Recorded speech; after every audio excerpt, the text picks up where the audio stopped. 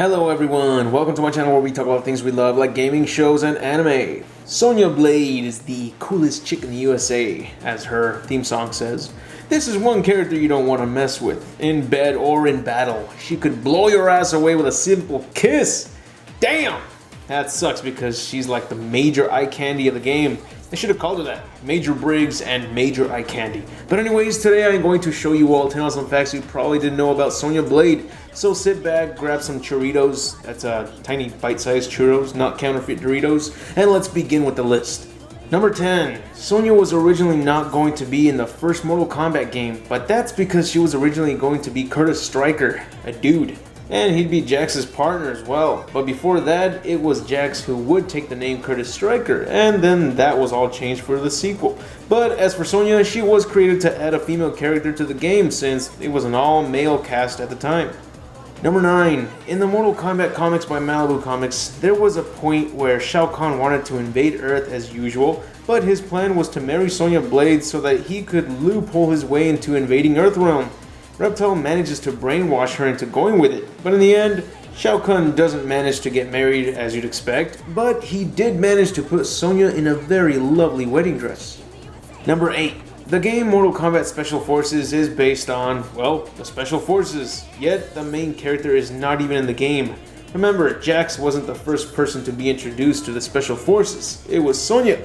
Her partner is Jax. It doesn't matter that she's a female, she's like Batman and Jax is like her sidekick Robin. So why the fuck would there be a game called MK Special Forces when you don't have Sonya Blade in the game? She was supposed to be in it, but she was dropped due to deadline issues. Who cares? It's a bad game anyways. Number 7. In Mortal Kombat Deadly Alliance, you can see that this commanding officer of the Special Forces was wearing a thong, bringing a big smile to the players. However, in Mortal Kombat vs. DC Universe, Sonya wears a very similar outfit to the one she wore in Deadly Alliance, but since this game isn't rated M but instead rated T because of DC Universe not wanting their comic book characters get brutally murdered, this somehow affected Sonya's wardrobe as she does not wear her thong, but you can actually see the tan line of it. Number 6. One of the dumbest things that the Malibu Comics did with the characters in the Mortal Kombat comics was that almost everyone referred to themselves in third person. It made everyone look like they were retarded as hell, to be honest, like Solomon Grundy. Luckily, they didn't quite butcher the character of Sonya Blade, as she was the only person who didn't refer to herself in the third person. Number 5. Carrie Hoskins, also known as the real Sonya Blade because she played the role of Sonya for the game Mortal Kombat 3, she actually auditioned for the role of Sonya for the movie Mortal Kombat Annihilation. You all remember that movie as one of the worst video game based movies of all time, but yeah, she auditioned for it but didn't get the part because she didn't have enough acting experience. Yeah, cause Mortal Kombat Annihilation was only accepting grade A actors. But I'm sure she didn't feel bad in the end because surely she would have been the only good thing to come out of the Mortal Kombat crap known as Annihilation. Carrie Hoskins was also in another arcade game which featured the band Aerosmith.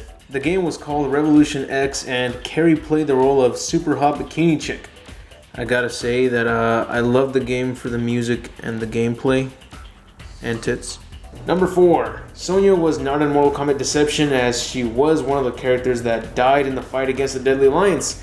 But just like Johnny Cage, you can actually see her body in the very beginning of the opening to Mortal Kombat Deception. Her body is in the stairway that leads to the Soul Natal Chamber. Number 3. In Sonya's ending from Mortal Kombat 9, after she manages to defeat Shao Kahn, the loss of her friends and allies during the battle took its toll on Sonya's sanity, and she ends up leaving the Special Forces and goes off on her own into seclusion to cope with her grief. But then she ends up being visited by an apparition who claims to be her father, and with her father's guide she embarks on a mission to exterminate what's left of Shao Kahn's army. Even though this is only a what-if ending due to it being a character ending and doesn't count as part of the canon storyline, her father was never mentioned before, so this is some interesting character development for Sonya's background and leaves you wondering if this will later have an impact in the story for further installments. Number 2. In the Malibu comics, you do get to see Sonya's partner, the one who was killed by Kano, which made Sonya want to hunt down Kano even more throughout the entire series. His name was Lance, and he could stretch his arms out pretty far and shock the opponents with his jacked arms. But he was easily taken down with only one simple strike from Kano, and then Kano finished him off by removing Lance's heart in front of Sonya. You don't see enough of him, so it's like Slipknot from Suicide Squad. You don't feel bad for the guy. Number 1, in Mortal Kombat vs. DC Universe, Sonya has a pretty intense ending that many comic book fans would love to see. During the World Merge Crisis, a member of the Green Lantern Corps was killed, and at that moment of his death, his power ring traveled to Sonya, taking her as its new master. And even after the worlds are separated, the ring stays with her. Now she has the ultimate weapon, but with only one charge. So she must use the ring sparingly until she can find a way to replenish its power.